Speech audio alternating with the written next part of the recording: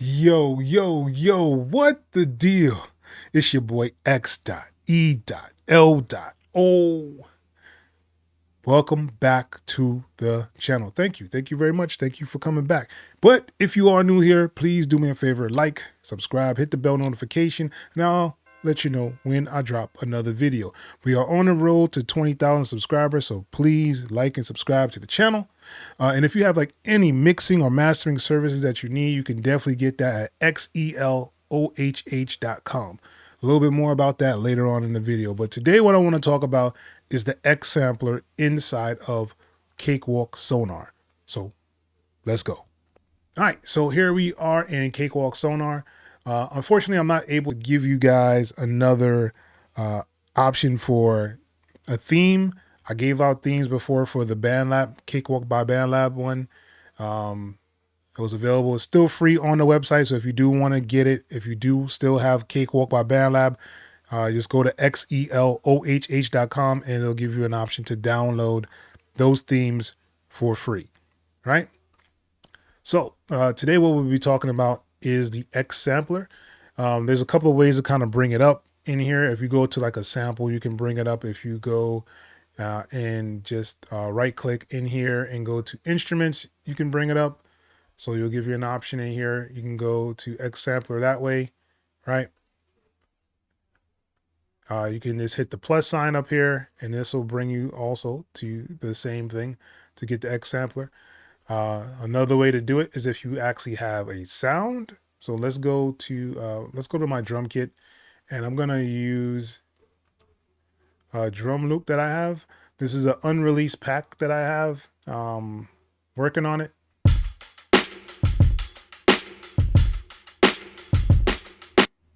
All right, so let's say we wanted to use that. You can right click on here and it gives you an option that says load in XSampler. So it'll automatically load it inside of the XSampler, which is pretty cool. I like the fact that you can actually do that, but that's kind of where it ends for me. Like that's it. And you could change, the pitch of it with these down here. Right, so you have an option for like your different pitches for the sample itself. That part of it is okay, but let's kind of break down exactly what you can kind of do in this sampler. So if you're looking at this section, you're just going to go from left to right. So this is like your bypass option, so you can bypass. You have presets if you have set any presets in like a specific way you want things to be set up. And here's arrows back and forth to change those presets. Here's an option to save the presets itself. And you also have an A/B comparison that you can actually use. And here is an option to reverse all the settings that you have on here. So if you change any of the settings, this will bring it back to the default. And of course you have a settings here that you can actually use. And it gives you an option to load presets, to randomize. You can also do oversampling if you have the full version of the Sonar. So basically that means you'll be paying for the subscription for the year.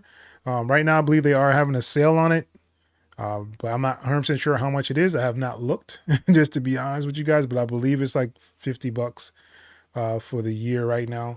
So so you have an option for precision, and you can also do oversampling if you have the full version. Oversampling is not something that I feel is that important, but there are many people that swear by it. So to each his own. Enable render and enable for playback. This is what those things, I'm not 100% sure what this will actually do. I believe you can render out the sample. So if you edit it in any way, you should be able to render it out. I believe that's what this is for. Right. And you have also the plugin properties if you want to do that. All right. So those are pretty much the top things up here. You can do your active control. So basically if you have a controller, you want to control this with the controller.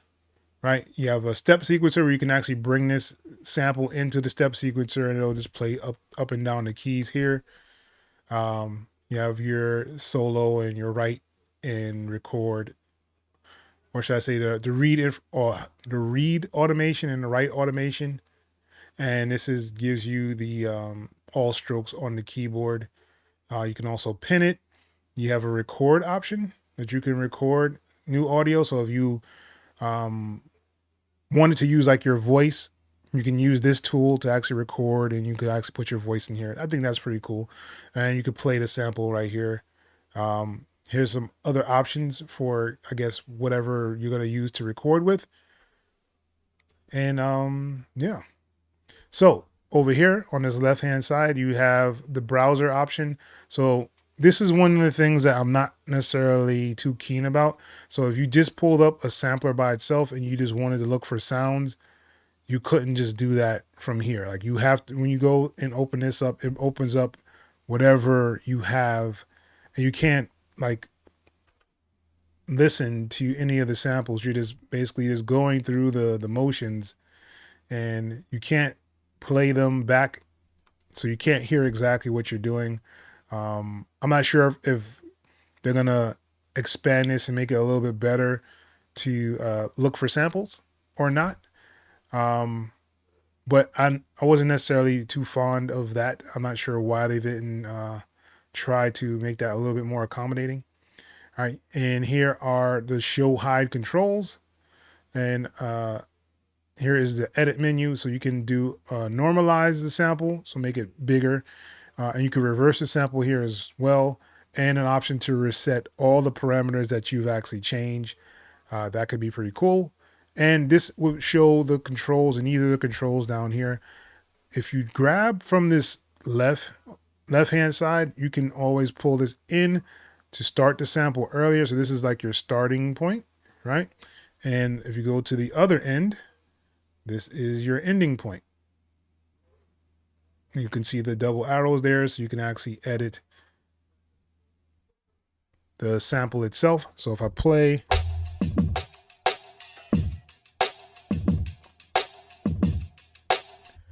right? And I did forget to leave out the mode. So this is a gate mode. So basically that means if you let go of the key or hit the key and let it go, it'll stop. But if you hold it, it'll keep playing. The loop will give you an option to let the whole thing loop, and you can set your loop marker. So if I set the loop to go from here to the end of there, it'll loop all the way around.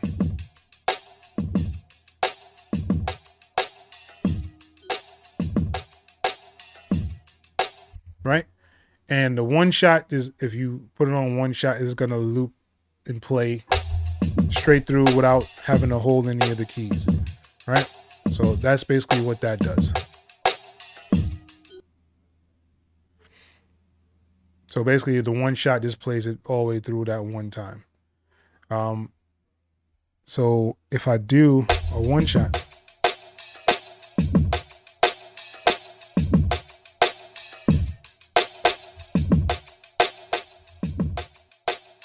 right? So basically those are the options that you have to kind of play and stop on this XSampler, right? So you have your envelopes for your attack, your decay, sustain, release, and they have an option for mono. So basically if you have something that's stereo, you can actually put it into a mono mode, right? So you have an option here to shift. You can do a shift up or down, and you have a fine tune shift right here, right? So you have a filter, so you can actually cut off some of the sound. Oh, you have to actually put a filter type. I'm sorry. So I'm gonna put a low pass on here, right?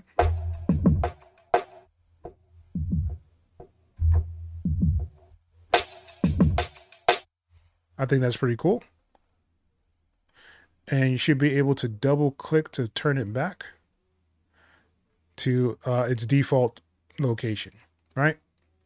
So that is the filter part. So now you have this time stretch options here. So you can actually do by bars. You could do it by the original tempo. So basically it'll stretch the loop to whatever you kind of set this to. So basically if you want it to be faster, you can make it faster. If you want to make it slower, you can make it slower. So this will give you that option to kind of do that on there, right? And if you put it on none, I believe it follows the tempo of the track, of the actual DAW. But yeah, so that is the time stretch option. So you have a mix for your gain and your pen, and you can actually say what type you're actually doing. So if you're doing drums, which I'm doing drums, and this is giving me a different audio type.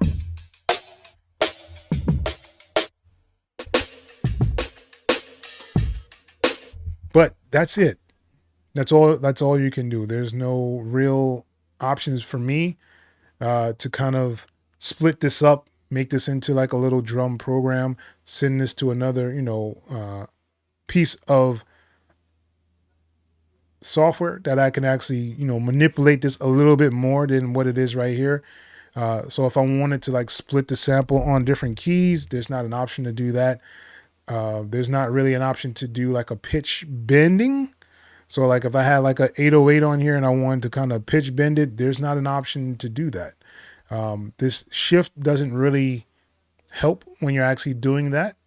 Unless you're going to try to do an automation, which kind of defeats the purpose of actually playing in long keys.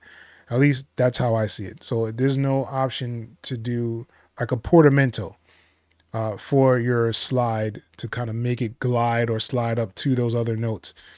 So in that case, I mean, it just doesn't fulfill the need that I believe Cakewalk is still missing. They are still working on these things, so don't just take my word for it. Keep coming back, keep checking them out, keep seeing what they're actually doing, what they're actually evolving into. But yeah, this is pretty much it for this video. I just wanted to show you guys how the sampler looks, how it actually operates, some of the ways you can kind of get it set up, and some of the limitations that it kind of still does have when it comes to being a sampler. But to each his own. Everybody has their own opinion about things and how they want to use it. But this is a long time waited thing to actually have at least a kind of sampler inside of Cakewalk, which means they're trying to listen to what the people are asking for and what they want. But at the same time, it's still like a very, very slow process. It took them a very long time to get to this stage where they are now. I do think that people will appreciate now that they do have a free tier available. So this brings them back into the fold, and probably still one of the best free DAWs that you can probably get out there. Even though, it still has, the things you can actually upgrade to, kind of like the waveform option that you have. But I don't know.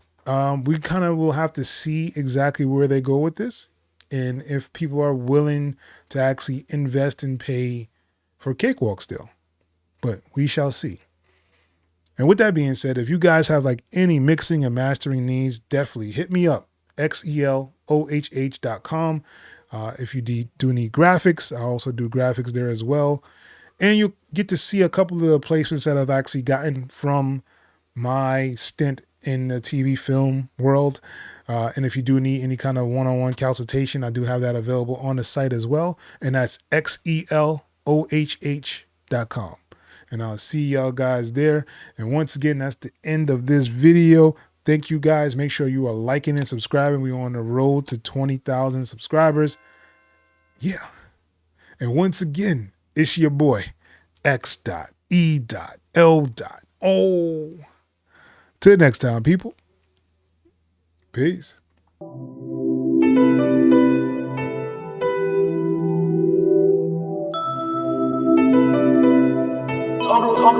AutoRewind.